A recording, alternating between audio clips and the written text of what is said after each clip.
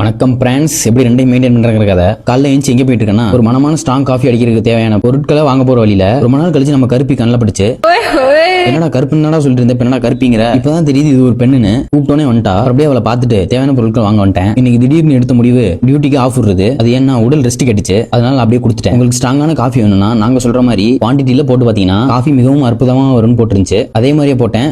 Coffee மிக மிக அற்புதமாக வந்துவிட்டது. அதை அடிச்சுட்டு கிச்சன் பலாண்டு காலமா கிளீன் பண்ணாம இருந்துச்சு. அதனால கிளீன் பண்ற ப்ராசஸ்ல இறங்கி எல்லாத்தையும் கழுவி தொடச்சு ஏதோ ஓரளவுக்கு டீசென்ட் ஆகிட்டோம். அதோட 5 முட்டை 400 கிராம் பனானா உள்ள சொல்லிட்டு வாஷிங்க்கு வந்துட்டேன். கொஞ்சம் கஷ்டமான துவைக்கிற ப்ராசஸ். அது அப்படியே பல்ல கடிச்சு துவைச்சு முடிச்சுட்டு இவ்வளவு பெரிய ஆள் வந்து நிக்கணும், ஏதாவது பயம் இருக்கா பாத்தீங்களா? இருடி ஒரு நாள் உன்னை வாங்கிட்டு போய் பொரிச்சிடுறேன். வாங்கிட்டு அப்படியே கறி வாங்கிட்டு முட்டை பொடி மாசு மாதிரி செஞ்சிடலான்னு ப்ராசஸ்ல இறங்கிட்டேன்.